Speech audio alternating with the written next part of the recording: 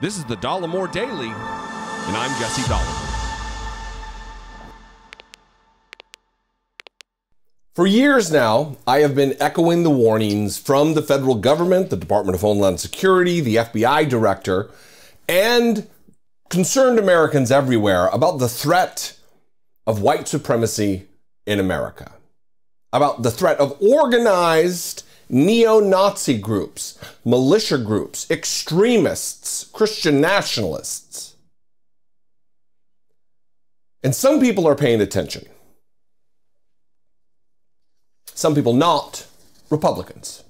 Because yesterday on the floor of the House, there was an amendment to a defense authorization bill to root out white supremacy, that the goal of which was to root out, identify and root out, investigate white supremacy in our military. And every single Republican voted against it. Every single one is committed to the prospect of turning a blind eye, at the very least, to white supremacists in our military, and at the worst, protecting them. I'm going to read a little bit from this Vice News article entitled, "Every Single House Republican Voted Against Investigating Neo-Nazis in the Military." The amendment still passed, but the vote shows how a genuine national security threat has been turned into a partisan football. Because even something as clear-cut as we don't want Nazis in our military can't be agreed upon by Republicans. They will denigrate our military. They will destroy it from within to own the libs. All 208 House Republicans thumbed their noses at an amendment to a bill that would order the government to investigate white supremacist and neo-Nazi activity in the United States military and federal law enforcement. But due to the current Democratic majority in the House, the amendment, which was wrapped into the annual defense spending bill, still passed strictly along party lines. Once the House passes the full spending bill, titled the Defense National Authorization Act, it will head to the Senate, which is controlled by Democrats. If the amendment survives Senate scrutiny, it would mandate, and here's the problem. This paragraph is why they voted against it. If the amendment survives Senate scrutiny, it would mandate the chiefs of the FBI, Department of Homeland Security, and the Department of Defense to produce a report assessing the extent of white supremacist or neo-Nazi activity in their ranks and how they plan to address it. They'd have 180 days from the enactment of the National Defense Authorization Act to compile the report. And therein lies the problem for Republicans. Just looking at the problem, do we have a problem with white supremacy and neo-Nazi activity within the ranks of the federal government, notably in the Department of Defense, in the Homeland Security Department, and the FBI, federal law enforcement in general? They don't even want to know. I think that's what one of the takes you'll hear. They know.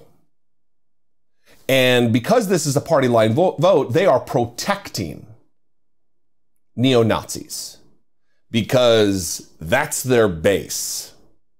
Listen, all kinds of trolls are going to say, well, Democrats, slavery, Democrats, Civil Rights Amendment, that was all Democrats against that. As though there wasn't a switch in the parties. Because how many Nazis you know now who are voting for Democrats? How many KKK members are voting for Democrats? The former Grand Wizard of the KKK endorsed Donald Trump not once, but twice.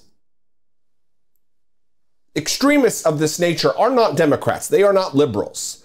They are certainly not progressives. They are Republicans. And the Republican Party is circling the wagons and throwing up a defense of neo-Nazis once again. The stark divide between Democrats and Republican support for the amendment is a reminder of how the genuine national security problem of white supremacist infiltration of government agencies has instead been turned into a partisan football.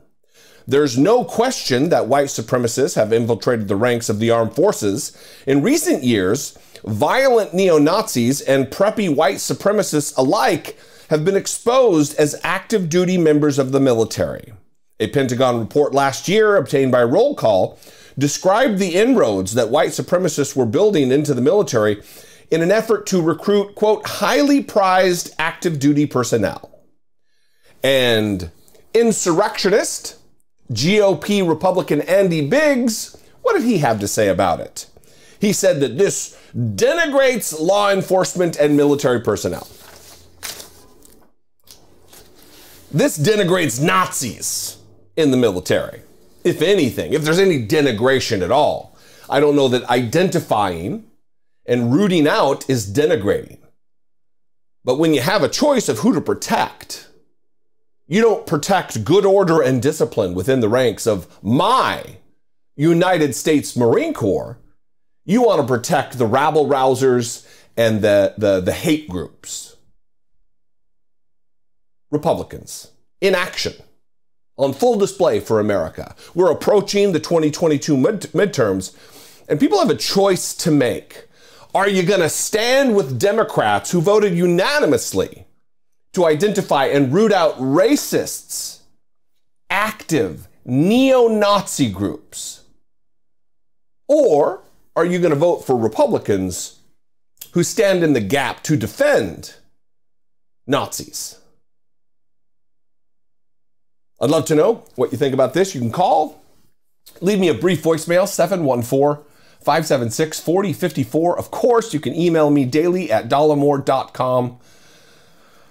Listen, Christopher Wray, the FBI director, stated in congressional hearings a few years ago, 2-3 years ago, that white supremacy was the largest, the biggest threat to national security. Domestic terror threat was going to come from white supremacy. This isn't a liberal fever dream. This isn't a conspiracy theory. This is coming from the tops of our federal law enforcement agencies.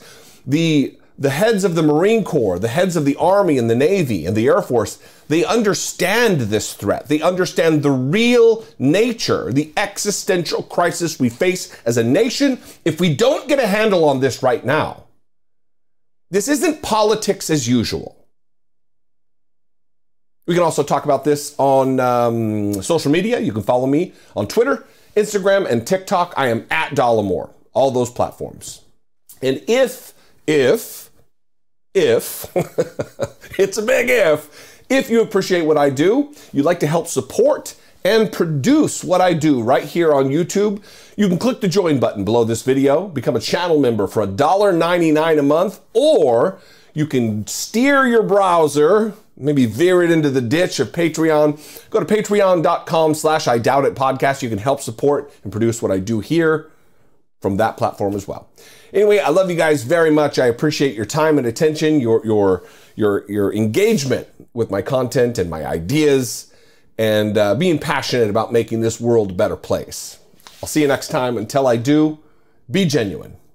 Take care of one another.